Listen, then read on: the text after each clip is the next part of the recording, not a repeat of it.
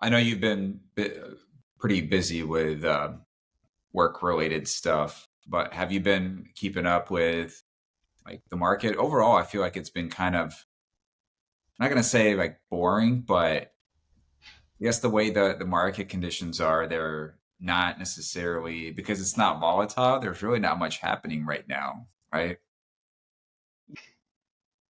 There isn't going to be much that moves the market, I guess, for a while.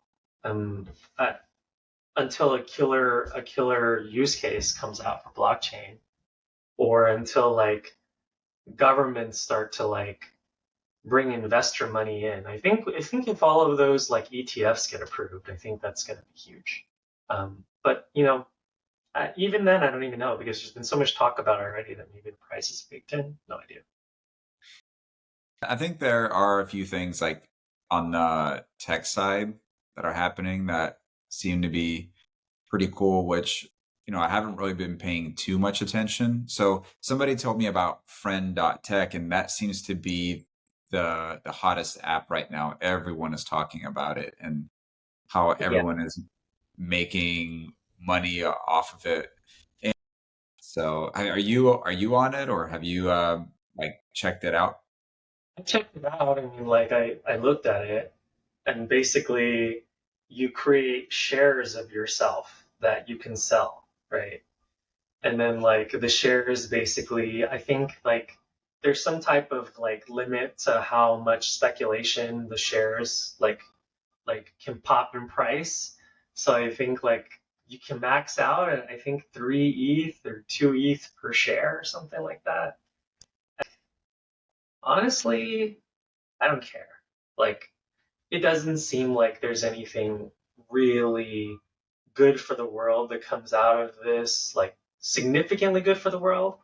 I think it's cool. Like, I guess I think it's cool to speculate on this, like a person's personality. But I think what I like is like if somehow buying a share of a person, you share in their success in some way. And that doesn't seem to be the case. Right now, like literally what you're doing if you're trying to make money off buying shares of someone is you're trying to ask yourself, is some other person going to buy those shares at a higher price? Right? And that's to me like way too indirect of a way. Like that is the definition of speculation in my right? Like it'd be cool if I could buy shares of like some famous, like let's say like actor or something, and then like the proceeds of his career go to me, right? I have some type of like dividend from like how good he's doing, right? That would be cool, right? Then I could see myself wanting to invest in someone similar to how like I guess like like yeah, right. You're It actually sounds like investing in a you, company. you want dividends. You want to Yeah, be able to reap the benefits of making the right investment versus making an assumption or prediction that in the future this share is going to be worth more. right. Yeah, exactly. Like I don't want it to be just straight speculation. I want it to actually be like directly tied to the success or failure of a, the property of person I'm buying, right? And so, yeah, How difficult do you think? I mean, I don't know the answer to this, but how difficult do you think it is to, from a financial standpoint, establish that? Like, if Friend.tech easy, wanted to say, okay, like if this is what our users want, we can certainly do that. super easy. I think it's already been done to a degree, right? Like in a way, you could like I think like instead of buying shares of the person, you would just buy shares of some effort that the person is putting out. Like music, for example, right? Like someone could put out a song and maybe like the owners of the song could get like some revenue from like the amount of plays it gets or the quote unquote album sales, right? Or like how much streaming it's gotten. Like I think that already is out there and I think that that's intriguing, right? Like to be able to be part owner of a project. And they could simply do that with a person, right? I mean, it's weird to do that with a person because like just a person, because then it's like what defines my success or failure, right? Like if I'm a good father, does that somehow like benefit you guys, right? So it would have to be something that like I do that like generates revenue. Maybe I sell a painting, or I do my job. Maybe people get proceeds of my salary. Can you imagine that? Like kind of like however high up I get, like people get more money based on like, my success in my career. I just think it's weird that you use the father example. You're a dad. You send your kid up to his room, and your kid goes, "Dad, you know what? I'm selling my shares." Yeah. That That'd be goes, funny, yeah. never mind, never Or like mind. by Bring that doing that, down. everyone dumps your shares, right? Because The your family bad just throws fatherhood, yeah, yeah, your bad fatherhood makes your bad reputation like nobody wants to support you anymore, right? So then your shares dump. So now I've got a financial incentive to be a good human being. I don't know. It gives it a little bit of a Black Mirror vibe, a little Yeah, bit. yeah, yeah. I think there was an episode of Black Mirror where it was like that. Like you could like socially judge people, and based on like your like rate, you got like benefits. Like if you had like 5 stars, you got like better rental like rates, and you could be part of like certain communities and stuff. So yeah, Do you think that there are social implications of an app like this? Like, this is what I'm thinking about because the success of it, whether this becomes, this stays or not, I feel like we've already established that this is something that people gravitate towards. And so are we going to start, does this promote judgment? Like, are we judging people more now? I guess I could just, oh man, my shares are worth, 1 ETH, and your shares are worth no ETH or something, right? Like your shares are worth like, like like 2 Gwei or something. But it hasn't gotten to that point yet. But I think it could. Like for example, imagine some famous like C-list celebrity went on Friend.tech and just nobody bought into them. It would be a joke, right? People would be like, oh haha, that person, that bench warmer on the Lakers, like couldn't sell a single share, right? So I could see that happening if it blew up. Yeah. People already do it with like Twitter followers and stuff, right? People already say like, oh man, I got 15 mil. What are you? Not even at 1 mil yet. Like, yeah. But do you think when you add, and this isn't fiat money, of course, but when you're adding a certain level of currency, does that intensify it? Or do you think that likes and followers, that's also a form of currency? I think it's all the same. It's all the same. It's basically a metric to rate how cool you are. So the next question becomes, does the government need to get involved in something like this to ban it?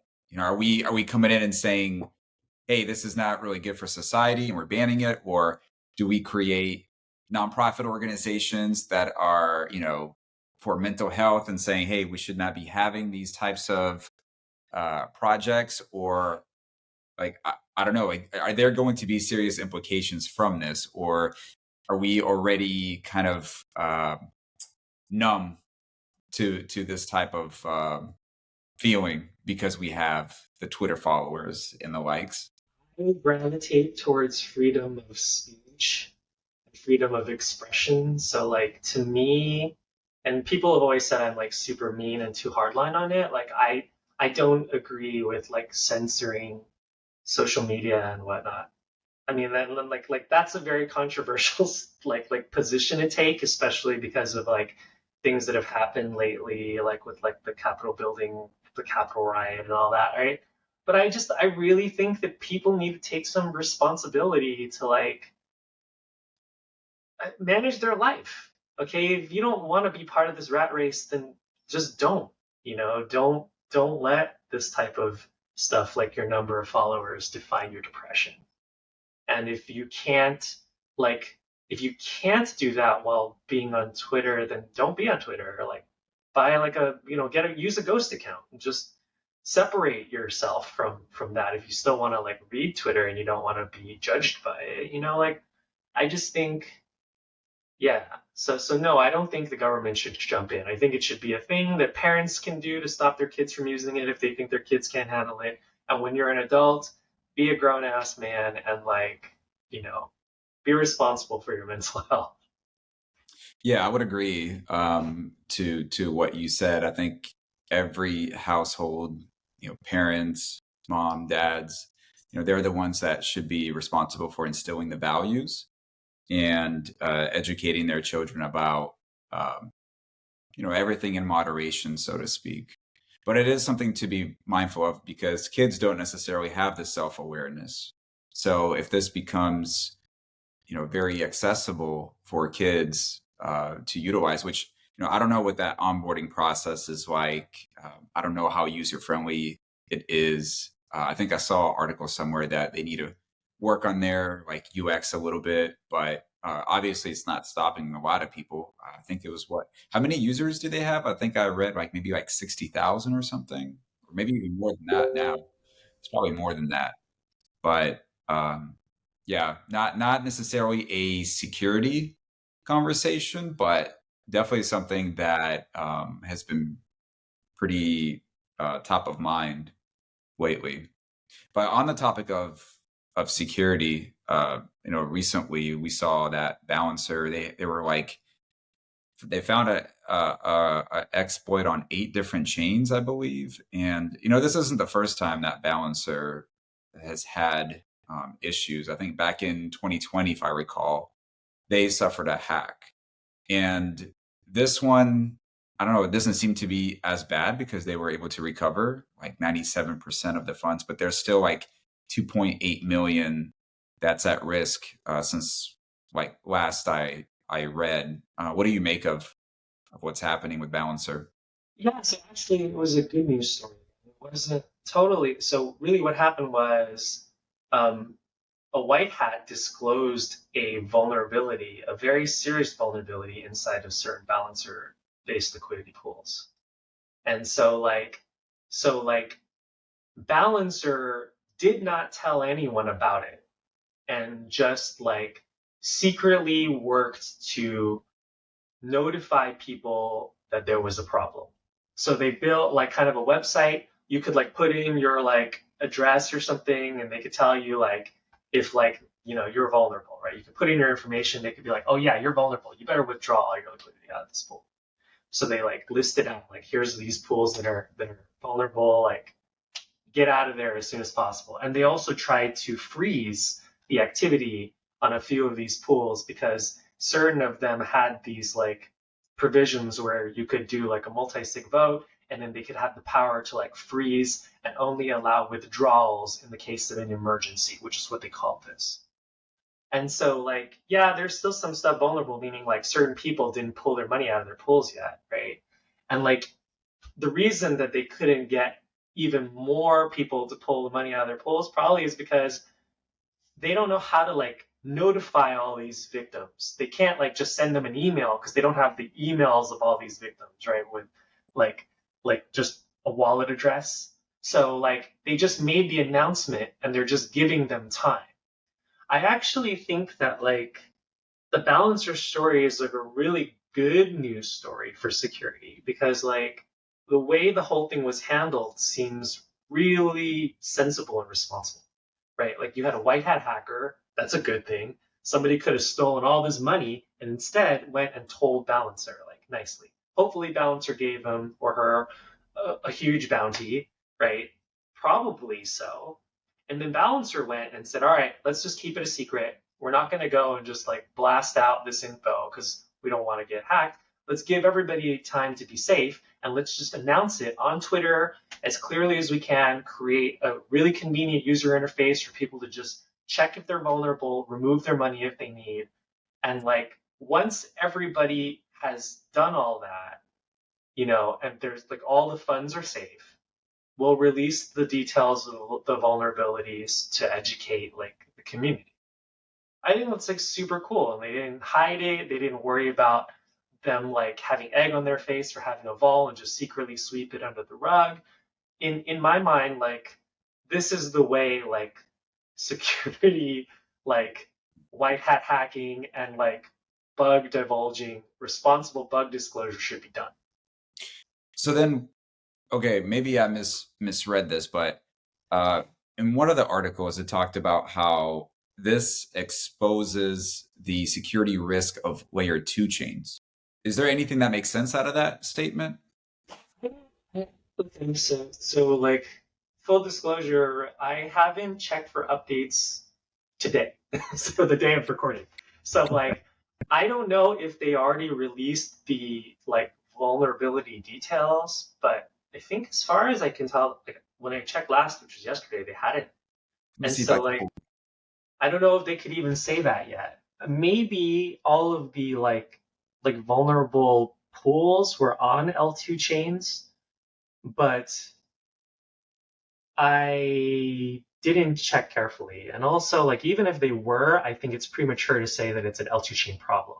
If you don't know what the vulnerability was, you don't know if it was just that they copy pasted a vulnerability when they launched those things in L2 chains, or if it was like something specific to the L2 chain, like architecture. And I don't think it was. So if that article is out there, unless they know stuff I don't know, I would be heavily skeptical to agree with. It's, I mean, I could also perhaps maybe misread it, but I'll have to come back to you Cool.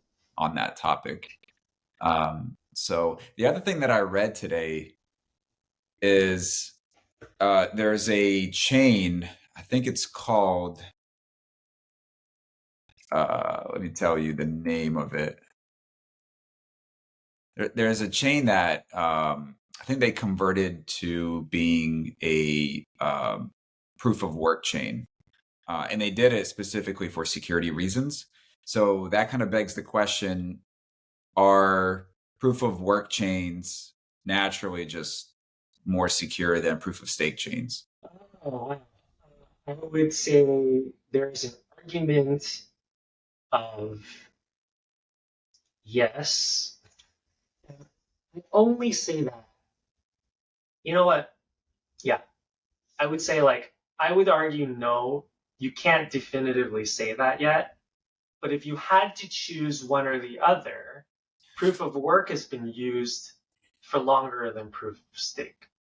However, so I think when proof of stake, when Ethereum moved over to proof of stake, they were like, there was a lot of clamor about that. But they've been on proof of stake for a little while now, and so far no issues.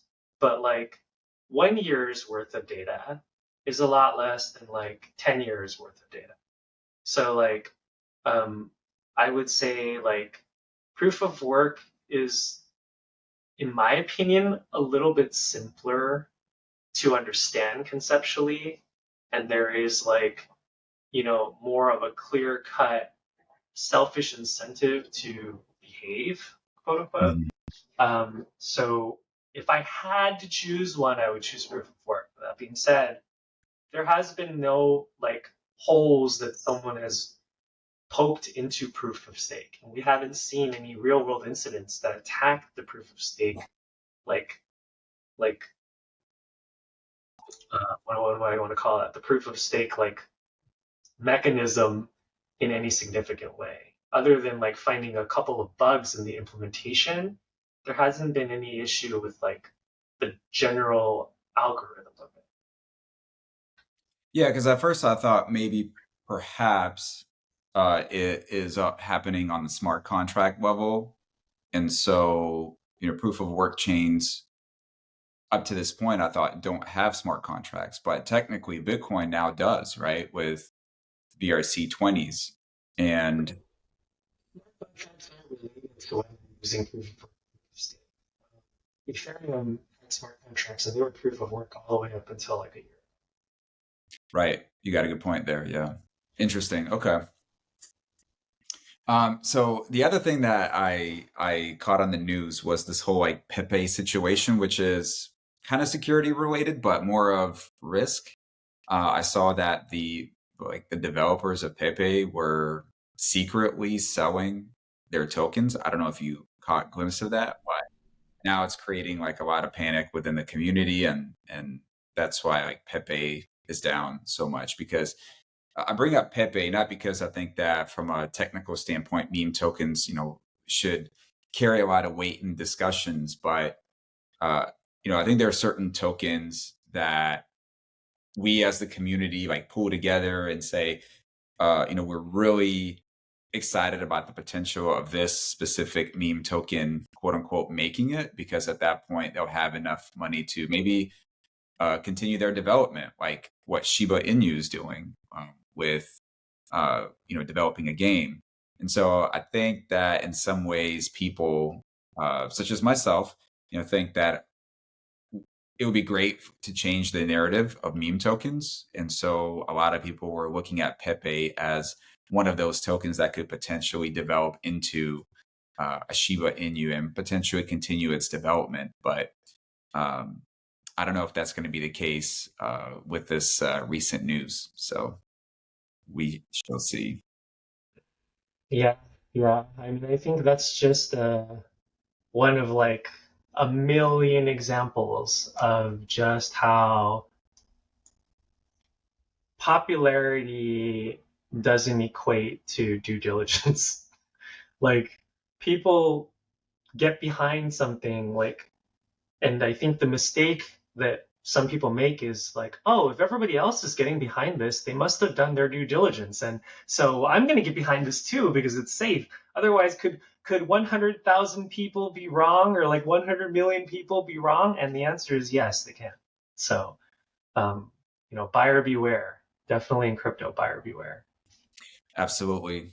Daniel, always a pleasure. Thanks so much for your insight. Last time we connected, I think it was around multi-chain, and to this day, I want to say that's probably my most popular video. So I contribute that to you and all the amazing knowledge that you bring to the channel. So certainly appreciate anytime you come on. I know your time is very limited, so certainly appreciate that. Well, thanks. I will be happy to be judged by the best performing video and not my worst. So cool. Absolutely. And if people want to connect and ask questions, where can they find you? You can DM me on Twitter. My handle is Genster112, Jenster 112. Always Sounds open to good. chat. Great. I'll make sure to include that in the description. I appreciate your time. Cool. Thank you. Talk to you next time.